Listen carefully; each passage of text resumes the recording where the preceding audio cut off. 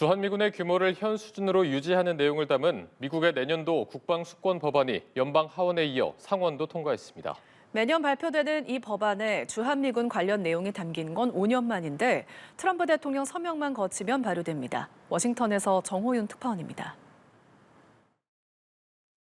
찬성 77, 반대 20. 미국 안보 정책의 설계도 격인 내년도 국방수권 법안이 하원에 이어 상원 문턱까지 넘었습니다. 국방부의 예산 지출과 정책 방향을 승인하는 이 법안엔 주한미군의 규모를 일방적으로 줄이지 못하도록 하는 내용이 담겼습니다. 단순한 권고가 아니라 실질적인 정책 신호로 발효까지 트럼프 대통령의 서명만 남겼습니다. I still believe there is strong bipartisanship for the security partnership as well as the troop levels. 해당 법안엔 주한미군을 현 28,500명 미만으로 감축하는 데 예산을 사용할 수 없다는 문구가 포함됐습니다. 한미연합사령부의 전시작전 통제권을 미군에서 한국군으로 이양하는 과정에서 양측의 합의가 반드시 필요하다는 내용도 담겼습니다. 이 같은 내용은 트럼프 행정부 1기 시절에 담겼던 조항으로 바이든 정부 출범 후 삭제됐다가 5년 만에 부활했습니다. 주한미군 문제에 대한 사전 견제와 통제를 강화하려는 입법적인 대응으로 풀이됩니다.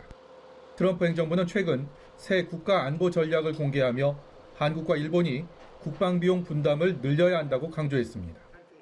South Korea is making a lot of money, and they're very good. They're very good, but you know, they should be paying for their own military. 유럽에 주둔한 미군을 일방적으로 감축하는 것에도 제한을 뒀고 공회상에 있는 선박을 공격할 경우 영상을 의무적으로 의회에 공개해야 한다고 명시했습니다. 다만 미국 국가 안보에 부합한다는 전제 아래 한국과 일본, 유엔군 사령부 동맹들과 협의를 거친다면 주한미군의 조건부 감축이 가능하다는 꼬리표를 남겼습니다. 워싱턴에서 연합뉴스TV 정호윤입니다. 네, 다양한 국제 뉴스를 깊이 있게 전해드리는 시간. 월드앤 이슈 조비연 세종연구소 연구위원과 오늘 함께하겠습니다. 안녕하세요. 예. 지금 정호윤 특파원이 전해준 것처럼 네. 미국의 국방수권 법안, 주한미군 규모를 일방적으로 줄일 수는 없다 이런 내용인 것 같은데 네. 그럼 우리에게는 어떤 영향을 미치는 거예요? 일단은 안도할 수 있는 부분이 조금은 담긴 게 맞는 것 같습니다. 네.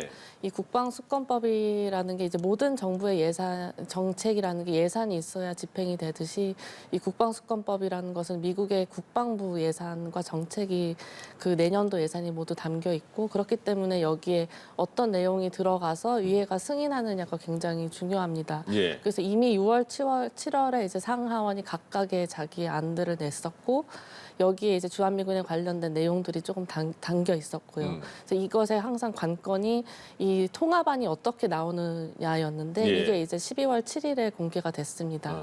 그래서 10일에 이게 이제 그 하원을 통과가 됐고 이번에 이제 상원까지 통과돼서 사실상 트럼프 대통령이 서명만 하면 이제 통과가 되는 상황이고 예. 백악관 입장은 이제 그대로 서명할 거다라는 전망이 나오고 있습니다. 네. 그래서 앞서 말씀하신 대로 저희에게 가장 큰 관건은 이제 주한미군에 대한 부분 그리고 전자권 전환에 대한 부분인데 주한미군에 대해서는 조금 전에 나온 대로 28,500명의 제한을 두고 있는 그 조항이 다시 거기에 들어갔고요. 예.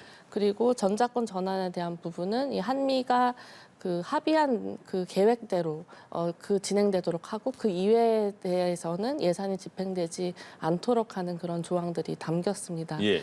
다만 이제 완전히 안도할 수 없는 이유는 네. 예외 조항이 있습니다. 여기 조금 전에도 또 나왔습니다만 예. 지금 이 주한미군의 감축을 제한하는 조항이 있지만 만약에 이것에 미국의 국가 안보 이익에 부합하거나 그리고 한국, 일본 그리고 유엔군 사령부에 군사적으로 기여하는 국가들과 충분한 협의를 거쳤다는 사실을 그 소관 상임위원회한테 얘기를 할 경우에는 60일이라는 기한이 지난 뒤에 이 제한이 해제될 수 있습니다. 예. 그리고 전자권 전환에 대해서는 사실 지금 이재명 정부가 이번 정부 내에 하겠다라고 공언을 하고 있습니다. 네.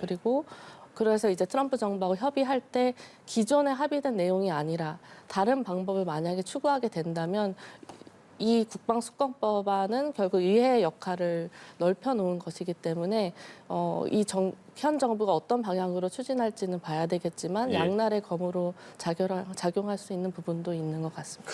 예. 주한 미군 사령관이 전시작전권 전환을 위해 조건을 무시해서는 안 된다고 강조했습니다. 우리 군의 군사적 능력 등 선행 조건이 충족돼야 한다는 건데요. 주한미군 병력이 28,500명 수준으로 유지된다는 점도 재차 강조했습니다. 김민아 기자입니다. 2030년까지 전시작전 통제권을 우리 군으로 이양하겠다는 목표를 내건 이재명 정부.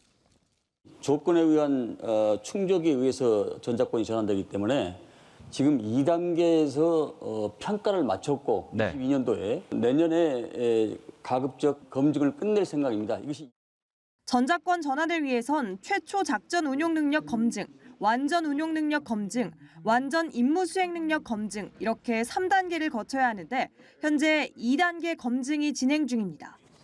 한미 동맹재단과 주한미군 전우회가 주최한 세미나에 참석한 제이비어 브런슨 주한미군 사령관은 목표 시점을 알고 있다면서도 조건 충족이 먼저라는 취지로 말했습니다.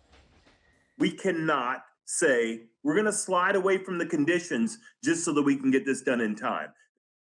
이어 해당 시점에 마치지 못할 수 있다는 것도 말할 수 있어야 한다고 덧붙였습니다. 브런슨 사령관의 이 같은 발언은 연합방위를 주도할 수 있는 우리 군의 능력이 선행돼야 한다는 점을 강조한 걸로 보입니다. 한편 브런슨 사령관은 주한미군 병력 규모가 적어도 현재 수준으로 유지될 거란 점을 분명히 했습니다. We have the benefit of having a floor of 28.5. 이는 내년도 국방수권법안이 미 연방 하원을 통과한 것을 언급한 걸로 풀이됩니다.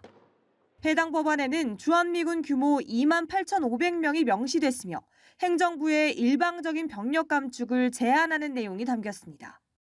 다만 사이버전, 우주전 등을 언급하며 현재의 병력 구조가 적절한지 검토해볼 필요가 있다고 주장했습니다. 연합뉴스TV 김민아입니다.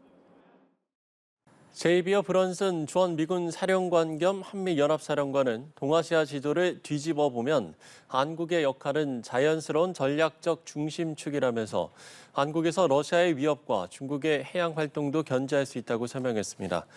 브런슨 사령관은 오늘 주한미군 사령부 홈페이지에 주한미군 교육용으로 사용되는 위아래가 뒤집힌 동아시아 지도를 해설하는 글을 통해 이같이 밝혔습니다. 브런슨 사령관은 이 지도가 제공하는 가장 중요한 통찰은 한국과 일본, 필리핀을 연결하는 전략적 삼각형의 존재라면서 전통적 양자 동맹 구조를 넘어서 3자의 계획 논의를 위한 유용한 협력의 틀을 제공한다고 강조했습니다.